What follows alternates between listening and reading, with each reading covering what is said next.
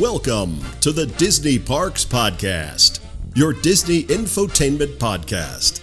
Keep your hands, arms, feet, and legs inside the podcast at all times, and get ready for the Disney Parks Podcast.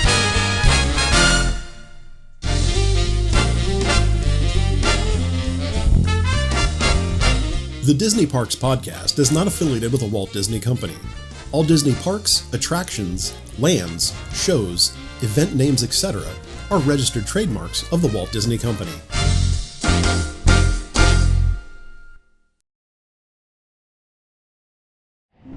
Do you know what Junkanoo is at all? Anything? How about a guess? Dancing. Dancing, okay, you got a guess? Music, the culture. Music, culture. Has to do with junk? Has to do with junk. Okay, I will take that as well. I will also take that as well. Has to do with junk. What do you think this piece right here is? What do you think this could be? Any ideas, any guesses maybe? Heard someone say a sculpture. Okay. Anything? No? Well, it's all right. Well, I have also been learning about the history here in Alumbra and in the Bahamas, but there are people who know, a lot more than I do, because they live here. We do have some island locals that are going to come and help us out today with this workshop. So, can we go ahead and give a big Disney Cruise Line welcome to our island local, Miss Ann. Yeah, good morning. You guys are all on the right track. Yeah. Thank you to my beautiful host, Miss Sapphire herself. So she did ask a lot of questions this morning. Did anybody know what Junkanoo was? A party, I heard dance. I heard some dancing. I heard like some kind of cultural thing. Yes. We talked about junk.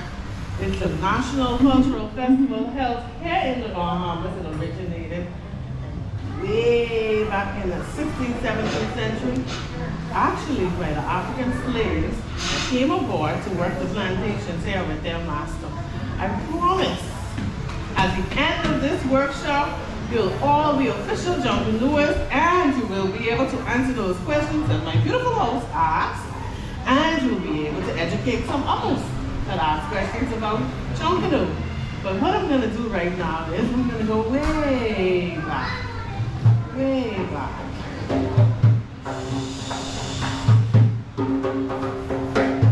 Do you hear that?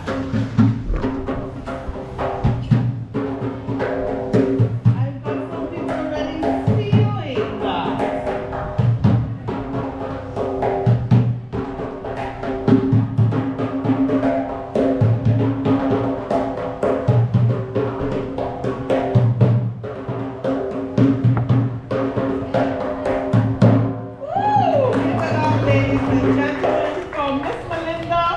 Melinda is a Junkanoo expert herself. She's a mother, she's a teacher, and anything that Miss Melinda touches, boom, explodes to prosperity. So, like I promised, I will be teaching you the history, a basic history of how Junkanoo originated here in the Bahamas. My co-host already asked those questions, so we will definitely have answers for you as we go about in this workshop. Like I say, welcome to the Junkanoo workshop here at the Bombay Cultural Center. So like I promised, it was way back in the 16th, 17th century, and the African slaves came aboard with their master to the Bahamas to work the plantations here. And you know, when you're away from home, sometimes you tend to get homesick, you miss home. And what they did was, they sat around and they thought about, what can we come up with? What can make us feel some type of comfort and make us feel as though the Bahamas is now our home? Well, they couldn't call back and say, can you ship this or send this aboard the plane or the boat? No, it didn't work like that back then. So they decided, hey, we have to create our own stuff. They said, let us use the natural resources that we have. So first thing they did was, they went to the sea. They said, you know what? Let's see what we could find down there, what we could use. So they thought about that, what could they use? And one person in particular, first of all, Junkanoo, he decided, he said, you know what? We really need time off. So what he did was, went to his master and he said, we are all thinking about time off and what we can do to make ourselves feel as though we need a break. First of all, to express ourselves, for unity, for us to be happy. Those kinds of things. Junkanoo went to his boss, just like each one of us. We worked and we worked and we worked. So he went to his boss and he said to his boss, can we not please have some time off? His boss said, you know what, I'm going to think about it. So his boss thought about it. And around Christmas time, we're got that warm feeling. We want to give back. So his boss said, you know what, you guys can have the day off. The day after Christmas. Well, now in the Bahamas, it is actually Boxing Day. So we not only have 2 national holidays, we have Christmas and we also have Boxing Day here in the Bahamas. So the master collected all of his leftover food, his wooden boxes, pieces of cloth, pieces of paper, any trinkets that he thought that they could use to their advantage. So after they realized that they had the day off, they all got together again and they said, you know what? Junkanoo, the one who had the most influence on the group, he decided, hey, a wooden drum with animal skin. This, ladies and gentlemen, is the heartbeat of Junkanoo. If you hear Junkanoo and there's none of these present, that is not Junkanoo. So they decided, like I said, let's use the natural resources. So what they did was, they went to the natural vegetation and they said, hey, there's a poinciana tree and it has some seed pods on it. Once they're green, you don't hear anything, but once they're dry, ladies and gentlemen, if you look at this, it's actually a seed pod dry on the poinciana tree. It sounds like anybody guess? There you go, a maracas. This is a natural maracas here in the Bahamas. And if you look on your table, you have the cowbells. This was actually one of the first cowbells used back in the day by our ancestors. So like I said, we went down to the sea, the shoreline, and they said, you know what else can we use? They thought about the sponges. They thought about the shells. And if you look at this beautiful piece, which is called a costume, you'll see depicted here the marine life, some of the marine life of the Bahamas. This is actually the shell, a conch shell. So you'll notice in the parade in a few minutes, when the guy comes down, he will actually be blowing the conch shell. They also made it an instrument. So pay attention for that, look out for that, so you guys can be able to identify the conch shell used as a horn. And if you look at Miss Sapphire is fashionably showing off her beautiful $10 earrings along with her beautiful bracelets. She is just showing them off this morning for some reason. They are actually starfish. I bet you didn't notice that. Also, Miss Sandal is also showing her, she's also showing her pink flamingos, which is the national bird of the Bahamas, along with the up-to-date cowbells, like what's on your table. So they decided, what else could we do? Like I said, they went back to the natural vegetation and they said, we need some color. Some persons didn't want to beat the drum. They didn't want their ID. They didn't want nobody to know who they were when they were rushing during the wee hours of the morning, even though it was dark. So they decided, hey, let's go to the natural vegetation and see if we could find some colors or some dyes, some stuff that we could use to disguise ourselves. So what they did was, they found different plants that produce beautiful dyes naturally, and they said, hey, we can use these. It's just like if you were cooking in the kitchen and you're cutting up that beautiful cabbage, purple, and you look at your hands, naturally your hands and your fingers are now purple. It's the same thing with raspberries, cherries, strawberries. If you look at the beautiful color, there you go, red. Also, the blueberry gives you naturally blue. And if you look at this beautiful piece, you will see all those different colors depicted and showing themselves off here on this beautiful costume. Like I said, it started just with an idea. I heard someone say, jump. It started with just a simple piece of cardboard. Just started with a simple piece of cardboard, a design, and voila. The final product, ladies and gentlemen, is this beautiful, magnificent costume here, along with the beautiful attire that Miss Melinda is actually showing today. I mean, it's the blues are just coming forth today. I don't know for what reason. Probably the sun, I guess. But if you look at Miss Melinda's attire, she is fully revealed. And Miss Melinda did that herself. So right now, Miss Melinda will teach you the basic 101 on how to shake those bells, beat that drum, and do that 1-2 step dance that she is definitely so good at. So take it away, Miss Melinda.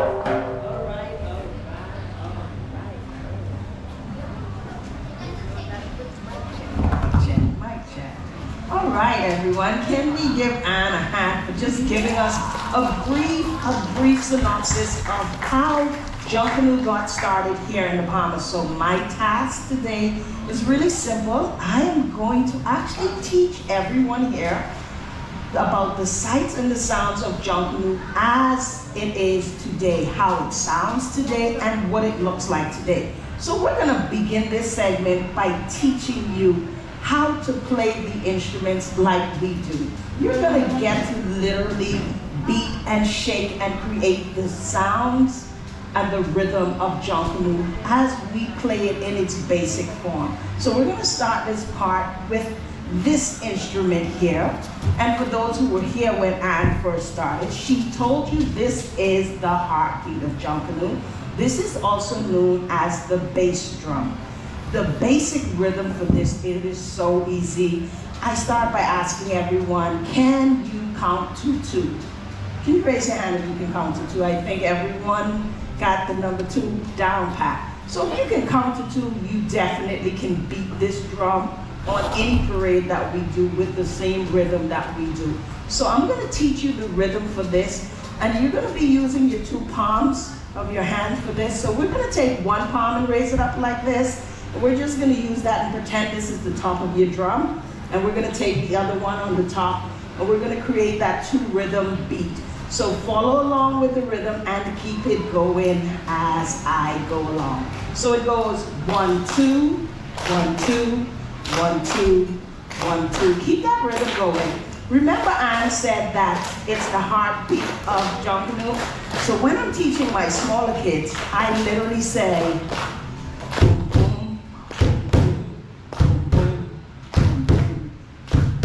typically on our parade, we have about 20 to 40 of these being beaten at the same time. And they're a lot taller than this and a little bigger than this. So you would understand why we would say you're gonna hear the heartbeat on our parade. All right, excellent job. Give yourself a little hand for learning that rhythm so quickly. So the second instrument you're going to learn, and like I said, I'm only teaching you the 3 basic instruments that is on every parade. These 3 instruments must be on all Junkanoo parade. So the second one is the cowbell. There should be a pair on every table. So if you don't mind, you can pick up one of them each if you're able to. Now the great thing about this thing, Anne spoke how our ancestors didn't have cowbells, but they used seated paws to create the same sound, similar sound, same rhythm. So this segment, even though we use our hands, this requires some leg actions. So if you don't mind standing for about, just maybe about 20, 30 seconds while you get the rhythm and the leg action going at the same time. It's not an absolute must that you stand, but I promise you, you would feel a little bit more of the rhythm if you are standing, but you can sit and still shake the bell if you want to. So once you have the bell in your hand, we usually hold it at the handle like this, And we're just gonna keep going down in a down motion, but we're gonna do it together in rhythm.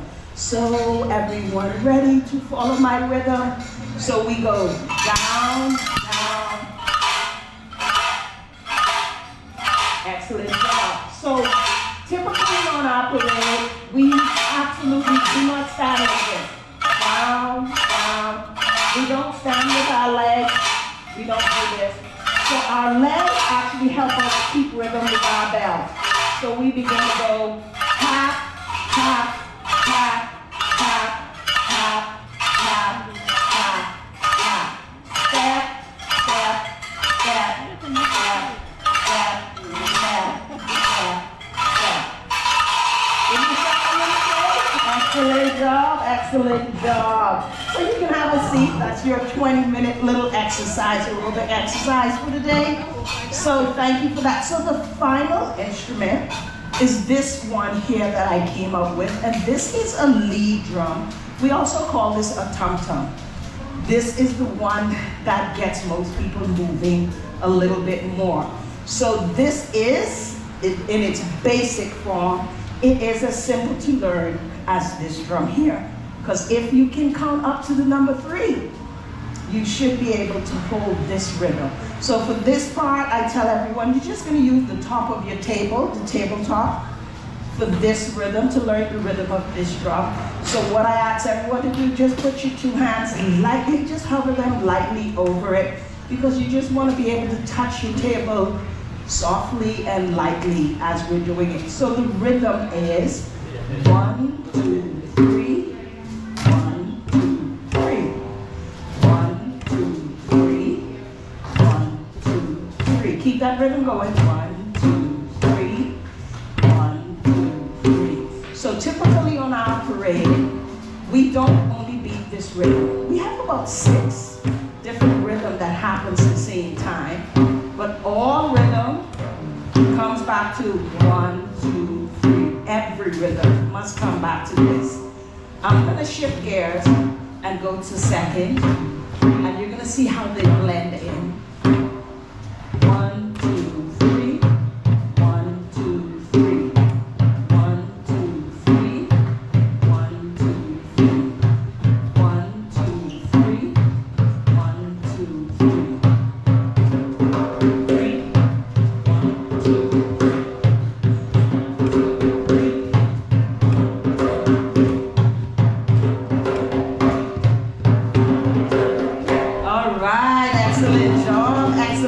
So the final part of our music segment is now going to have where we are going to combine the 3 sounds together, and now you will hear what the authentic Junkanoo music should sound like. So if we do this right, if we get the bass drums and the cowbells and the lead drum on time together, you're going to get a small taste of what it sounds. So I need 3 volunteers to come on paper. So once you would have put it zigzag onto your cardboard, not too much, you're gonna then take your brush and you spread it evenly across the brown cardboard. So we begin once again by squeezing that glue zigzag, and then spread your glue evenly across your cardboard.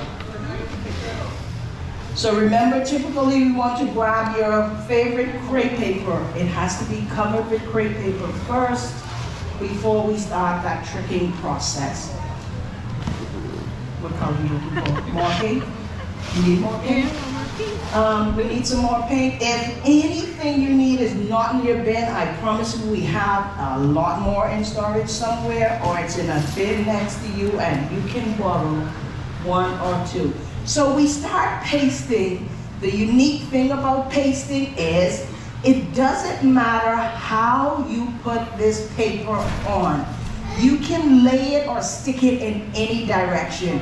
If you want to stick it slanted, you can start by sticking it slanted like this, and that is okay. If you want to stick it and it goes from side to side the long way, you can start by sticking it this way and it is okay. If you want to make wavy lines with it, you can go ahead. Like I said, the most important thing is covering the entire brown cardboard with your design however you want. Can I pick this off for you for a moment? So I'm gonna take the paper first. So you want to put the crepe paper on first? And so when we get to, I'm going to tell you why I peel this off for a moment. So once you do put the crepe paper on the glue and you get to your glitter foam strips or shapes, your glitter foam are peel and stick.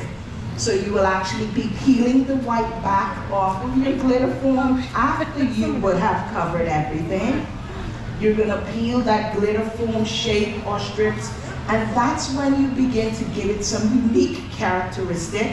You make it pretty, you give it some flair, you give it some bling, and you stick it on. It does not require glue. So continue pasting, continue making that unique creative expression that's gonna say who you are when the rush out. And Sapphire is gonna tell you what is gonna be done with those headpieces once you are finished. That's right, everybody. Now, before I get started with the information, can we give a big round of applause to our island locals, Miss Ann and Miss Melinda?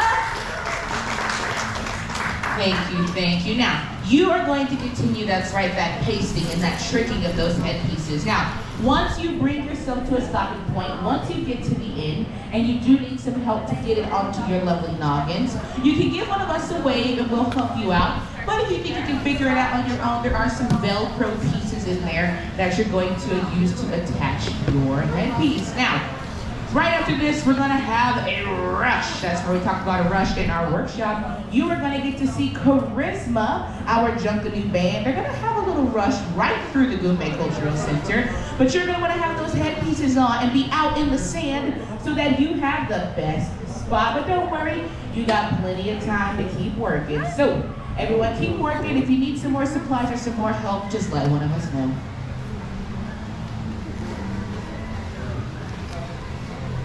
Wow, beautiful. Wow, wow, wow. That's beautiful.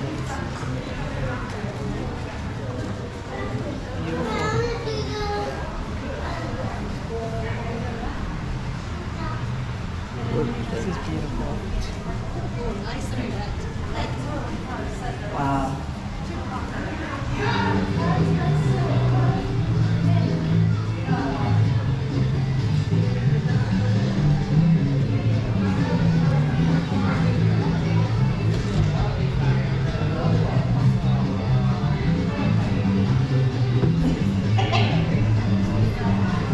Excusing his creativity. That is so fine.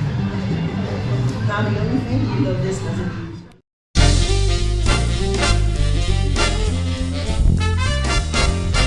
The Disney Parks podcast is not affiliated with the Walt Disney Company. All Disney parks, attractions, lands, shows, event names, etc. are registered trademarks of the Walt Disney Company.